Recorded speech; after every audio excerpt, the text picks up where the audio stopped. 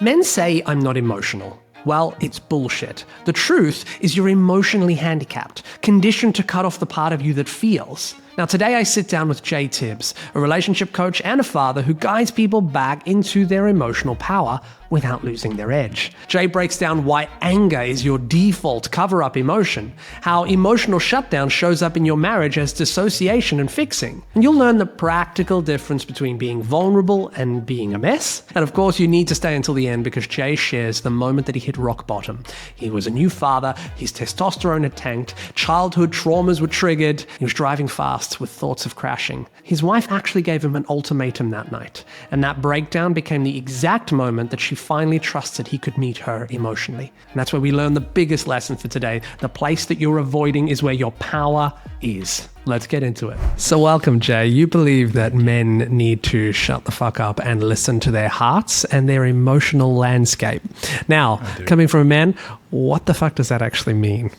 What the fuck does that actually mean? Well, it's complex, and it took me a while to figure it out. But I think that it boils down to, as men, we have been so primed to value and tune into logic, strategy, the mental plane, the whole left brain side of it. And there's a whole realm of intelligence and existence that has nothing to do with logic and nothing to do with strategy and tactical thinking, and has everything to do with intuition, emotion, feeling, a more subtle realm of perception that, we are very unaccustomed to and we are programmed out of tuning into. And that when men do shut the fuck up and listen to their hearts and their emotional landscape, they end up living a far richer life. They end up actually being more strategic and tactical and able to maneuver in the world because they have a whole other side of intelligence that's unlocked. And all around, they will live fuller lives and be far more successful in their relationships with their women. Jesus, you just opened up something big there. I had to write the line down. There's a realm of existence that has nothing to do with logic. Yes. So we have a realm of existence. Why do men then believe that they're in one realm when there is a whole other realm? Or has this realm always existed for them? Like, what is the reason that this is separated? Well, look, the realm always exists, right? We're born as humans with full access to the full spectrum of human experience, and I have a son, I have a daughter. They both have, and they're young, they're babies and toddlers, full expression. They express happiness, sadness, obviously the logic part hasn't come in, so it's not super, relevant to that analogy. But as men, we come into this world with a full feeling capacity. And as we grow, I'm sure you've heard this, and I'm sure any man listening to this will be able to relate to the conditioning we start to receive early on of big boys don't cry, toughen up, don't be a girl, don't cry like a girl. And while this just seems normal because it's so normalized, what it's doing is you are training a human being to disconnect from the realm of emotional expression and sensitivity. Told not to be soft, not to be sensitive, but being soft and being sensitive is exactly the skill set that enables you to tap into that realm of emotionality and of the heart. And when you get told not to do that over and over again and threatened with your sense of belonging and approval and identity, that capacity atrophies. And then men grow up literally without the nervous system capability of accessing that whole realm of emotion. And when they try to, they react mostly with anger or frustration or shutdown, because that whole side of feeling is so overwhelming and is conditioned to be, associated with risk of loss of approval in their nervous system that they can't access it. So long story short, yes, it's always existed. All men have capacity to access it. It's a completely normal and natural part of all human beings' existence. We just get trained to avoid it, fear it, or just be completely oblivious to it as men. It's really interesting because what comes up when you speak about that, and I wonder whether this is, I'll get your take on this. I'm noticing a lot in the work that I do that there is a prevailing mindset for the masculine. I'll call it that because it might not necessarily be specific to gender, but maybe specific to the role or the energy of. but there is a prevailing like tendency to think either or. So when you say like there is a realm of existence that has nothing to do with logic, a man or the masculine might go, well, okay, so then now I have to be a crybaby? Like now I have to be this? And there's this interesting thing where we instantly go from one extreme to the other. Can you speak to why do you believe that there are these extremes, and what part does temperance and balance have to play in this? That's a good question. Look, I agree. And I think that there definitely is that perception that it's one or the other. And there is that perception that, I'm either stoic and tough and a man, or I'm just like a little snowflake wimp who cries all the time about everything. And you do see the pendulum swinging. And there are some men that have taken it to that extreme where it's like, let me record myself crying on Instagram all the time. And, I think that puts off men as well sometimes. But I think that just men don't understand because they haven't had the experience of navigating that realm. They think it is either or. So it's so foreign that they think if I'm doing that, then I can't be doing this. And, that's just being misinformed, because the truth is, and I know you're well aware of this, is that it actually requires strength to have the courage to feel those things. Really, I think if men could see that it's actually warrior shit to feel and open your heart, especially when you've been conditioned out of it, it's not soft at all. It actually is very scary, and therefore requires real strength and courage to even go there. And it doesn't look like just crying all the time. It just looks like being able to express and feel things as they come, and not being overwhelmed by them, keeping your back straight and just allowing those emotions to move through and not shutting down or just masking them with anger. And yeah, I think that why do men think it's either or? And I agree with you. I see that all the time too. I think it's just because it's just a lack of familiarity. They haven't dipped their toes in it, and so it just seems foreign, and therefore they think they can't coexist because they've never coexisted in that individual man. Yeah, I kind of look at it like cultivating the skill to be vulnerable, but not necessarily carried away by the emotions. Because it's like, and that does require temperance. And I think that's probably the really difficult thing about it, is it's not necessarily, because if you want to delve all the way into emotions, then yeah, that goes to one extreme, and the opposite of crazy is still crazy. I love that line. I don't know whoever said that once, but the opposite of crazy is still crazy. So it's like you can't just go from one extreme to the other. You have to blend these in. So I'd love to know, with all of that, when did you first realize that you were like emotionally disconnected in your marriage? Tell me about the emotional disconnection in your life and your story.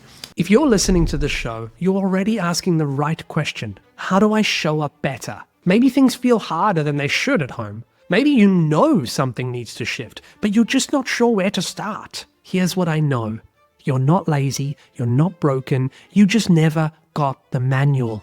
Nobody teaches men how to be husbands. Nobody shows you how to navigate the hard conversations, regulate your emotions, or turn your marriage into an actual team. That's why I created Better Husband in 2-Minute Emails. It's one email every Saturday morning with one tool you can use that week. There's no therapy speak, no blame, just the skills that actually move the needle.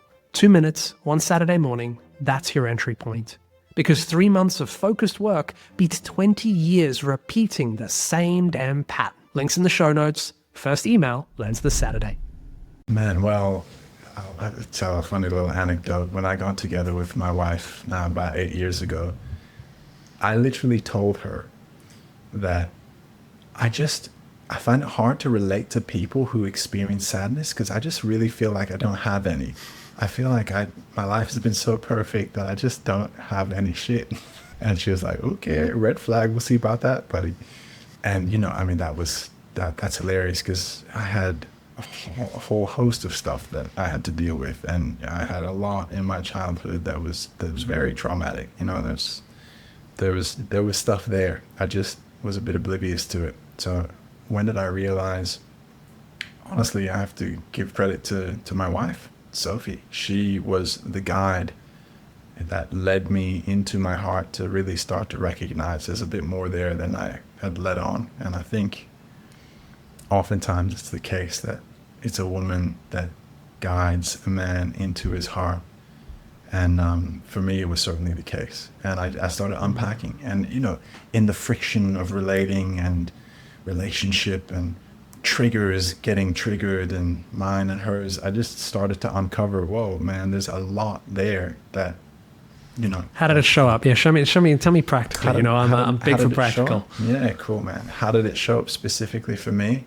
It showed up in shutting down. It showed up in a real avoidance, you know, when things would get heated, when emotions would come up, I would just disassociate, or I would disappear, or I would just get really triggered. I couldn't hold when she was upset, or when things weren't all good.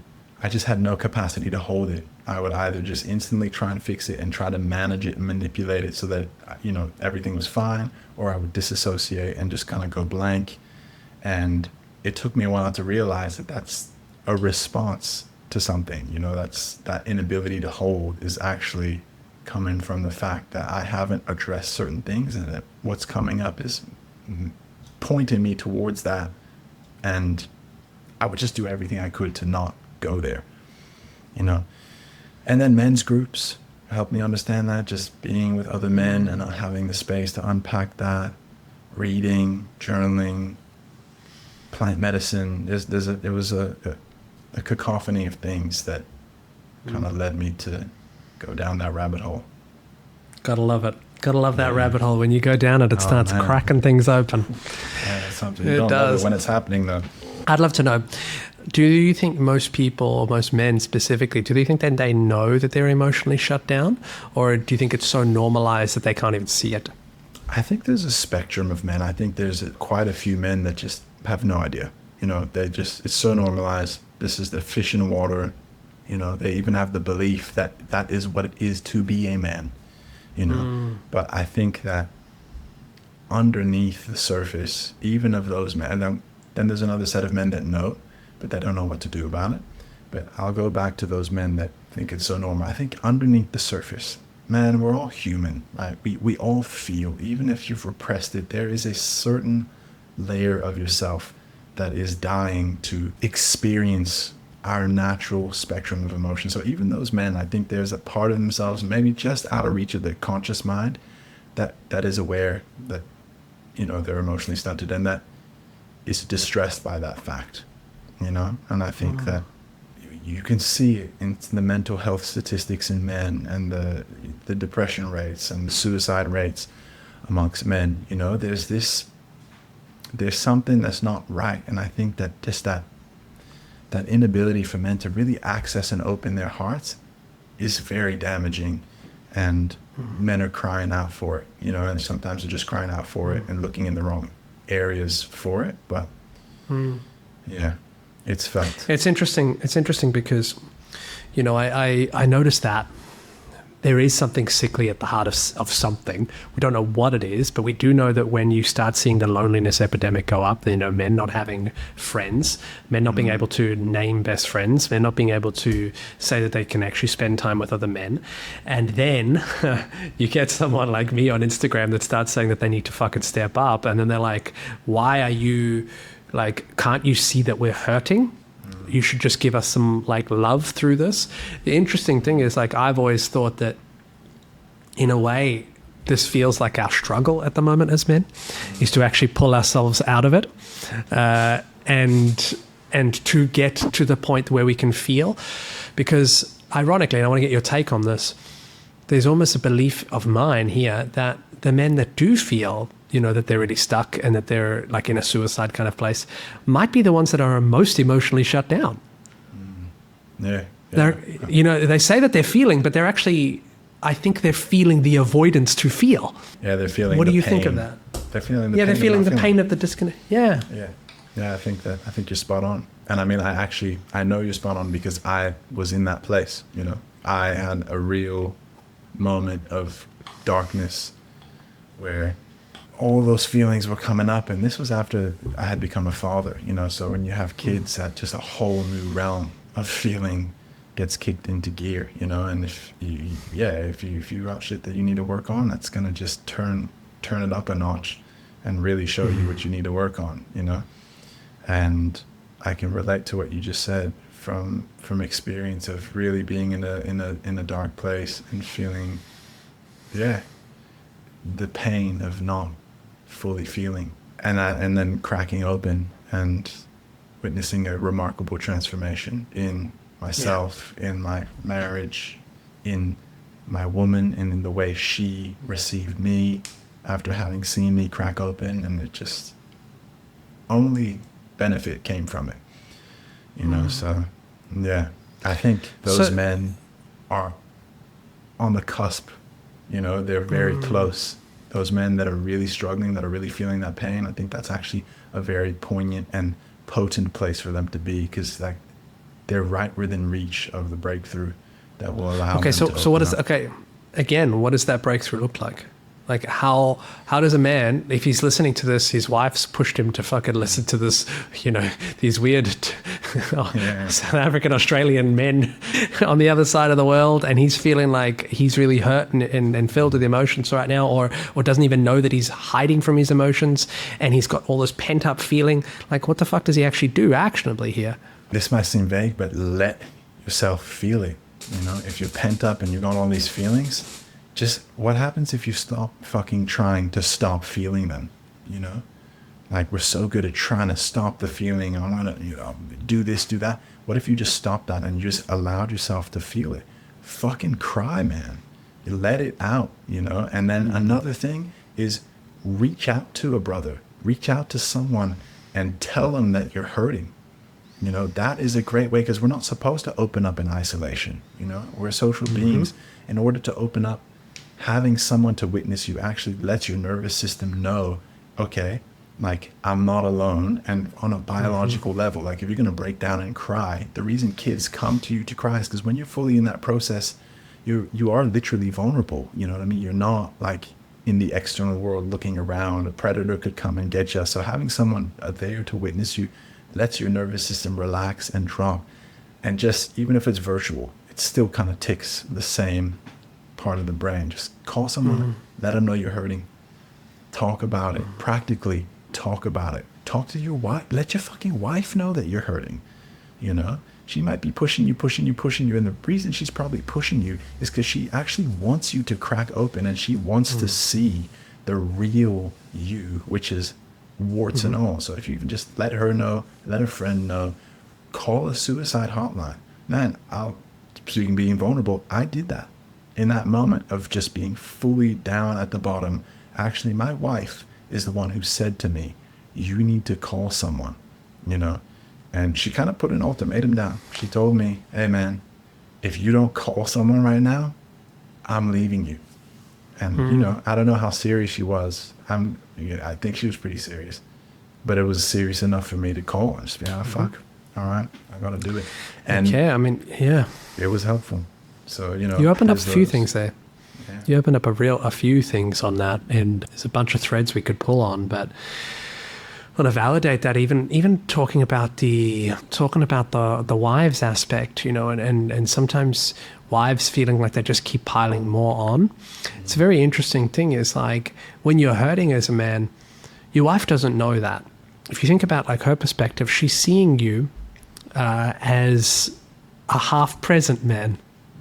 Because half of your thoughts are trying so hard not to fall and not to slip, and the other half of your thoughts are trying to, keep up with your tasks, and the tasks are getting more and more difficult. The load is getting higher and higher in your head, and she's got mental load from doing all the excess leading and initiating, but you are not able to give that space because you're just so focused on trying to hold it all in, because if you don't, you'll explode. But that is the process that's actually making you live a half life, half present life, because you haven't shared it. And I agree with that. I think it does require that. I've had experience with helping my brother when he was about to commit suicide, and I know that him seriously, having me patch him up in a bathtub once made him start that journey to realize that, because I think when there's this darkness inside you and it is seen by somebody, and then that somebody reflects it and goes, I understand how you feel, it suddenly doesn't feel so dark anymore. It's actually You find camaraderie in it. You find shared pain in it. I mean, Feels funnily like a enough, I just relief. watched.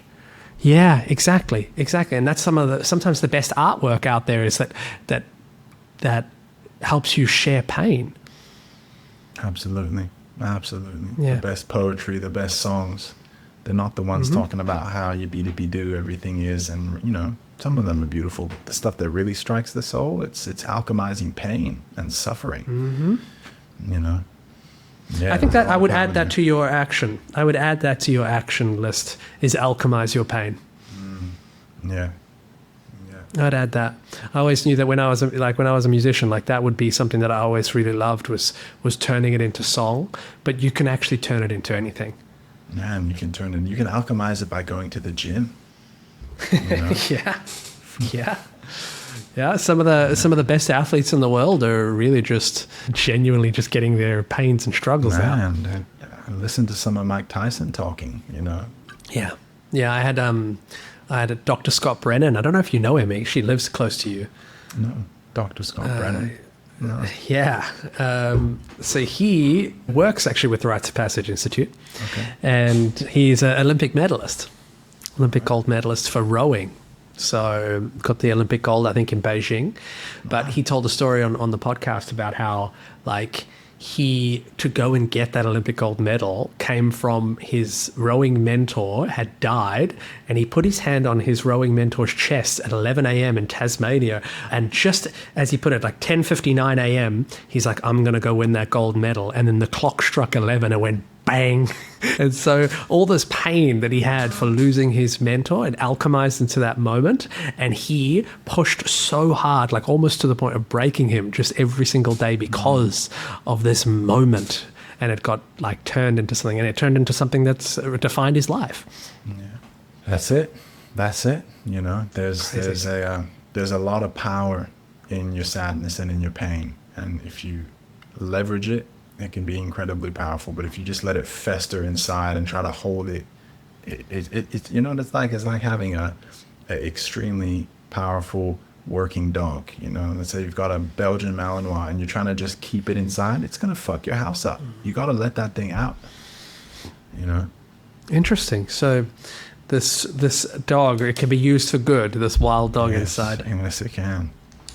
Yeah. Interesting. But it needs to be let out. Okay.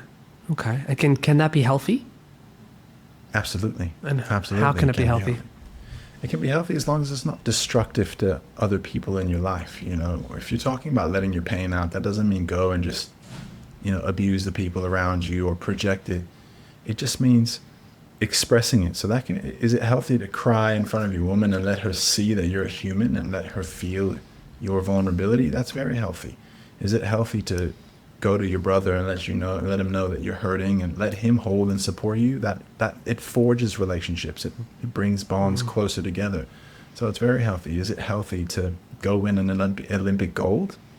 Pretty healthy. To create art that moves people's souls. Absolutely. There's many ways that expressing and allowing the suffering that you're experiencing, the pain that you've held back out, can be healthy, but it can also be very unhealthy. People can go and just be very destructive and damaging.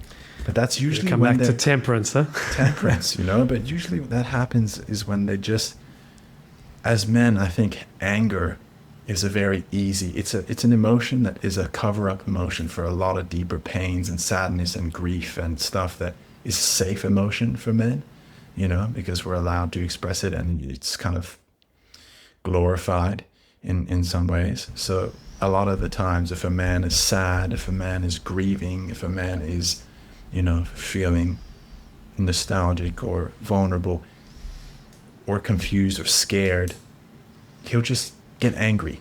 He'll express it as anger, and that anger is just like a safe cover up for a deeper thing. Interesting. Yeah, how does one get past that? Practice. Practice. And inquiry, when you find yourself angry, just ask, what's underneath the anger? Is there a feeling that the anger is masking?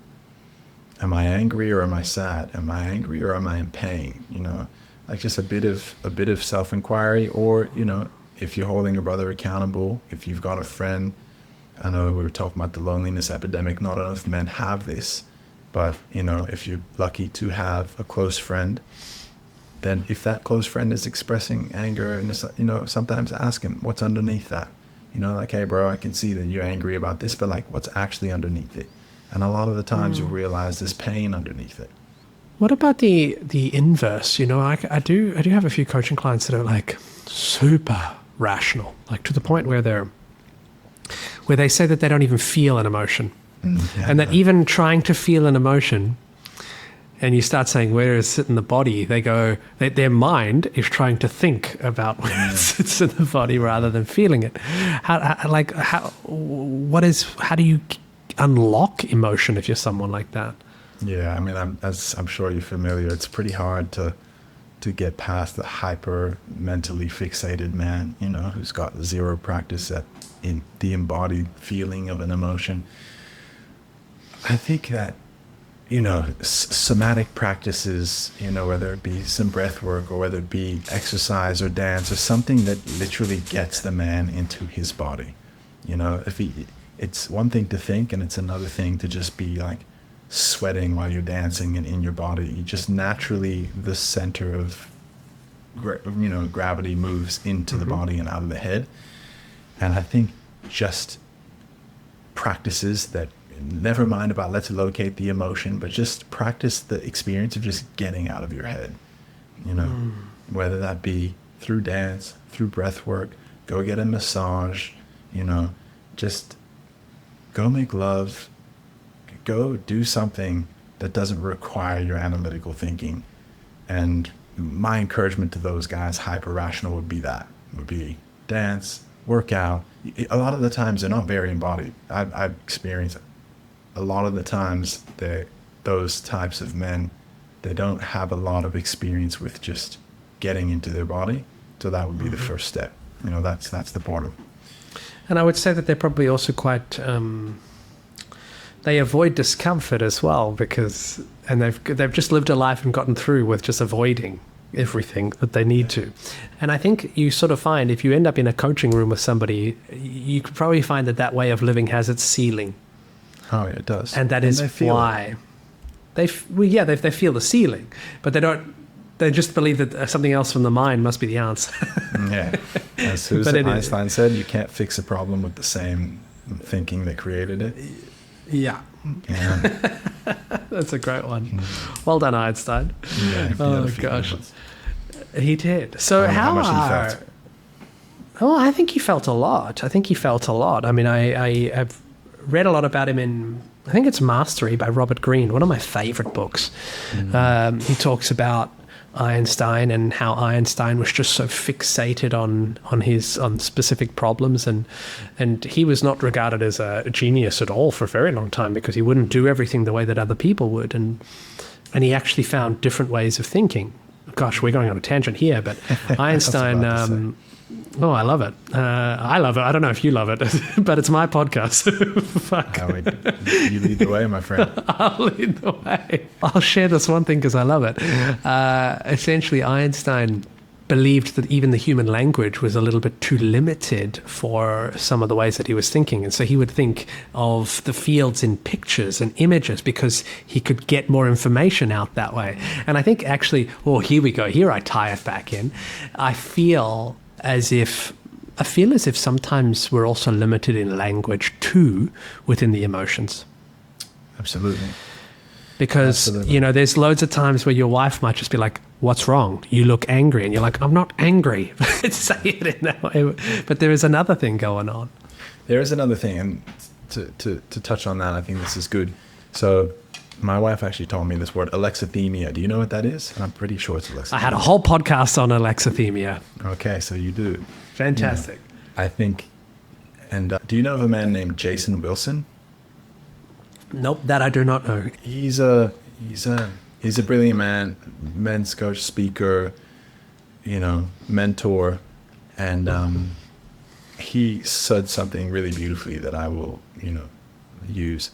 He was talking about how as men, we don't possess the vocabulary to describe emotions, and he used the example of crayons in a box. Let's say there's 50 colors. of different crayons to use. We only have 5, you know. We know blue, green, red, yellow, and, you know, we don't know lime or indigo or turquoise. And so, you know, back to the angry thing, it's like, I just know angry. I don't know nostalgic or fearful or grieving or sad or, you know, all these other nuanced emotions that if you don't know the word for, to the alexithymia thing, you don't really know how to process it because you don't even know what to call it. And when you don't know what to call it, it's hard to make sense of it as language-based beings. Yeah. And I thought it was really beautiful. He was talking about, you know, your woman, she's wanting to speak to you and she wants you to draw lime and you just have yellow and green and you're like, I don't, what lime? Like, or no, you know, I wanted to speak in turquoise and indigo and you're like, blue, you know, and it's back to that lack of practice as boys. When you shut off from going through the motion of consistently experiencing the full spectrum of human emotion without being shamed for it, you get to practice the nuances and the subtleties, and you say, okay, this is what sad feels like. Okay, this is what nostalgia feels like. Okay, this is what melancholy feels like. And I'm allowed to feel these things, and I've gone through them enough times that I have a repertoire of feelings that I can experience and speak about and share, that, you know, when you just get shut off and told to toughen up and you're only allowed to feel stoic or angry or happy, it's pretty emotionally stunting. Yeah, 100%. Yeah. I think that drawing in the crayon analogy, I mean, we're talking about a big broader thing, even more than emotions. We start going into, when we talk about that rational mind, we get very much into the ego basing. And when you listen to Alan Watts, oh God, there's this one recording of Alan Watts that I absolutely adore. And he talks about, if you were a painter and you could only see in 5 colors, you're essentially limited, like completely limited, because those 5 colors are, you know, like you can't make everything from that. And if you only could taste like 3 things, you like, or essentially you can't really taste. I'm really butchering this, but essentially it's this idea, because we label things and we're so clear on our labeling, like I really want to double down on that idea that emotion is that spectrum, and the word anger doesn't really cover it. The word mourning doesn't cover it. Like, for example, there's a feeling that I feel sometimes, which is a weird feeling for me, and there's no word I can have for it. It's like I'm missing of my dad, but also grateful for his passing, because had he not passed, I wouldn't have become the man I am today. But at the same time, I miss him because I want to tell him what kind of man I am today. Right? So it's gratitude and sadness. What the fuck is the name for that? Together. And if I feel in that kind of weird sort of space, like, then my wife says, what's wrong?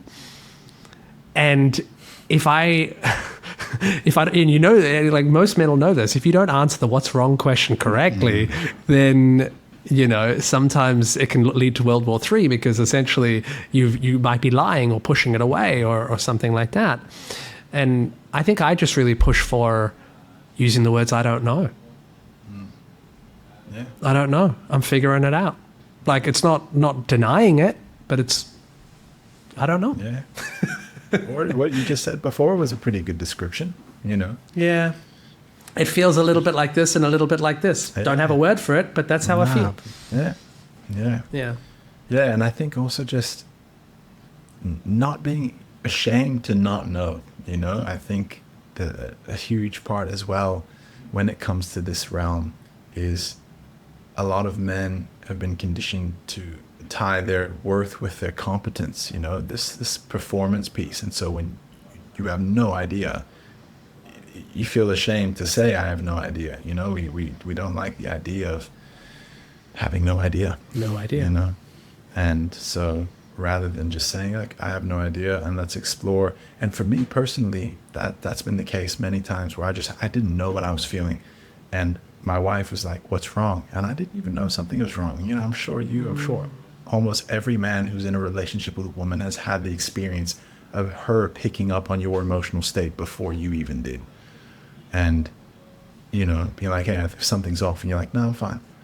You know, she's like, no, something's off. And I think that allowing your woman to be your guide in that realm, because truthfully, for the majority of men in relationships with women, women will be the emotionally superior in the sense of like more practiced, more experienced in navigating this realm. Allowing your woman to be your guide, and if you drop shame and you say, I have no idea, and you display a vulnerability of like, but I would love your help trying to figure it out, like you have an incredible ally that can assist you in uncovering the subtle layers of your emotional world. If you allow her to, and you don't resist her emotions, and you don't label that whole spectrum of existence as like irrational and lesser than, man, I've had incredible uncoverings spearheaded by my wife that have just been so rich for me, and that have added such richness to my life that I've been able to then share with my father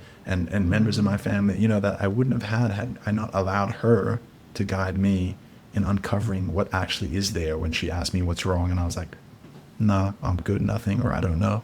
There's real power to not give a block-off answer.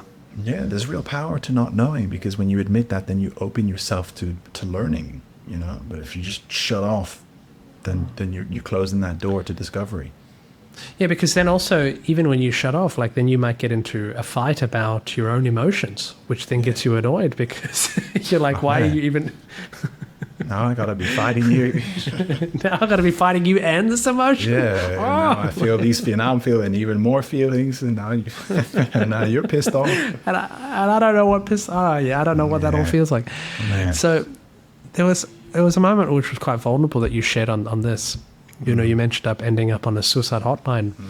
Do you mind, if it's okay, like what led you up to that moment? Well, we had our first child, a beautiful girl, and I was confronted with some feelings that I really was surprised by. I found it very triggering when she would have big cries that I couldn't soothe, you know, which all babies do. You know, babies cry. There's moments where you know, they cry because they're growing, or because they're frustrated because they're learning how to crawl and they can't do yet, or they're cold, or, you know, babies cry.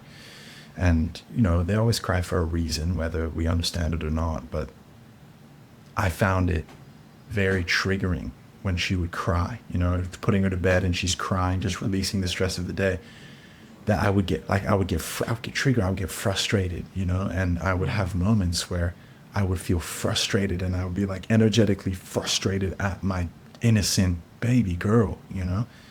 And then I would just feel so horrible that I felt frustrated, because they're so sensitive. I was like, I know she can pick up on my vibe, you know. And then she's experiencing frustration coming from me.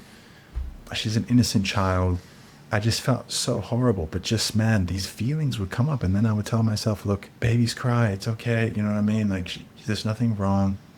You can't get frustrated. And then I would get frustrated. So it's just this real trigger for me that actually was tying into something in my childhood where my sister was incredibly sick, and it was a lot of intense stimulus and a lot of screaming and crying that just went on for years, and that I couldn't escape and I couldn't do anything about.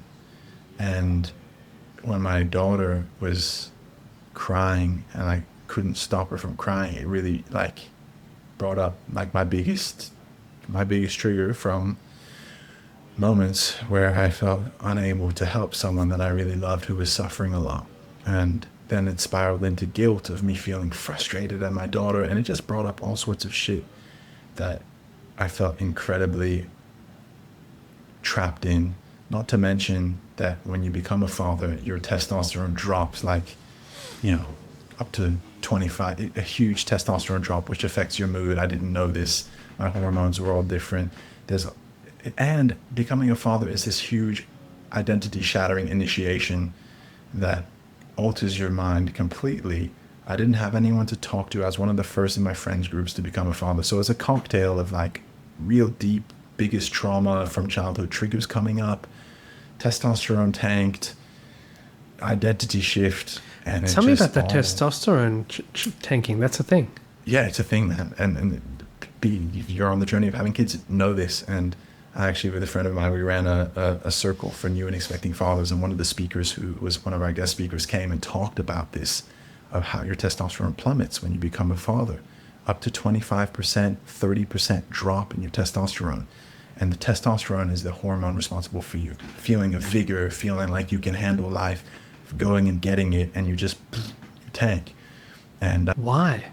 well, there's a few different theories for it, right? One of them is that testosterone makes you go out and achieve and conquer, if you will. And that when you have a child, nature downregulates that so that you don't go out and achieve and conquer, and you stay and you nurture and you take care of your child. Also, soothing and nurturing and holding a baby just raises your estrogen levels. So, there's a few different biological reasons and theories. No one knows exactly why the body does what it does. But without a doubt, if you have a kid and you never see the kid, your testosterone levels will stay the same. But there's a book called Elon's testosterone has stayed the same for a very long time. Yes, for sure. Simply getting a woman pregnant and her giving birth is not enough of the testosterone. But if you are an involved father, your testosterone will go down and it will never return to pre-childhood levels. I know, and look, you know this, and so you can do things to counteract it, like lift heavy weights, spend time with other men, do man shit that helps counterbalance that testosterone drop. But I had no idea, so just that alone can completely alter your mental state. If I went to a woman and I gave her a testosterone shot that made her testosterone go up by 30%, like, she would be wigging out. It would be a completely different emotional experience for her. So that's huge. To tie it back to what led me there, the combination of all these things had me feeling guilty, had me feeling triggered, had me feeling out of whack, had my, and quite frankly, also, I wasn't stepping up, man. I was smoking a lot of weed to cope, which made everything worse. It made my wife lose trust and attraction. And, she just does like pot smoking, putting more pressure on her emotionally than I was relieving her at the time where I was supposed to be stepping up and helping her as she's just pouring everything into our newborn. So I just felt like a complete failure. I felt like shit. And it just all came to an emotional head one night where we got into a big argument. She was sick and tired of it. I felt so much shame. I felt so much like, here I am saying anger, but really what it was pain. I was in pain. I was in shame. I just, I went for a drive. I just stormed out the house. I went for a drive, and I was just driving really, really fast. And I just had that thought of like, man, I just want to crash this car right now and be done with it. And then I didn't, obviously. And I came back, and just that thought and that moment of being in the car and driving really fast scared me. And I came back and I just broke the fuck down, man. I was like weeping, a complete mess. And my wife was just like, dude, you need to call someone. You need to call someone right now. Otherwise, I'm out. And I called someone, and it was incredibly helpful. Nothing really followed through from that call, but just the act of admitting and calling. And funny enough, my wife, only maybe 6 months ago from today, told me that was the moment, that night was the moment that she relaxed and trusted that she was going to be able to get her emotional needs met in this relationship, because she saw that I had finally fully excavated my own shit, and that she knew that now I would be more emotionally available for her because I had fully gone there, So like, she said that to me, maybe not even 6 months ago. That hit me, man. I was like, fuck, that was the moment where you trusted and you knew for sure you were going to get your emotional needs met at my lowest moment, And so when we talk about the power in going there, yeah, that was a good illustration of it. That's beautiful. That's beautiful. What do you hope men would take away from this conversation? I hope men would take away from this conversation that, firstly, it's not their fault that they have been emotionally disconnected. We didn't go deep into the conditioning, but on a societal level, on a cultural level, on an individual level, there are so many layers that young, innocent boys come into that cause them to be emotionally handicapped. It's not their fault. Like I said, my little boy, he's got no qualms expressing sadness. He's got no qualms expressing all facets of emotion, and he won't unless he gets told not to. So it's not your fault, most men have heard from their woman, oh, you're emotionally unavailable, it feels like you don't care, like, oh, I don't feel your presence. And it's like just releasing the guilt and releasing the shame of feeling like there's something wrong with you and that you've done something wrong or you're not adequate. Like, you're perfectly adequate. You were just conditioned out of your own emotional intelligence. And I hope they will take away that there is immense power in allowing yourself to stumble back into that emotional intelligence. And I say stumble back in because it's not going to be suave and smooth and you're just going to figure out the James Bond way to just like open up. It's messy. It feels like you don't know what you're doing. It's scary. It feels wrong. Sometimes you're going to come up against that feeling of like, this is not what a man should be doing. My woman's going to lose respect for me. Like, I'm not going to be a respectable man. But I hope they take away from this that their greatest power lies on the other side of them fully meeting themselves emotionally and shutting the fuck up and listening to their own hearts. And going the place they don't want to go. It's often, that's where the gold is. That's where the gold is. It's like, a man goes, I'm stuck. It's like, what are you avoiding? Not that. It's like, yeah, that. Yeah. You want that big mountain of gold? Well, then you got to fight the dragon that's guarding it, right?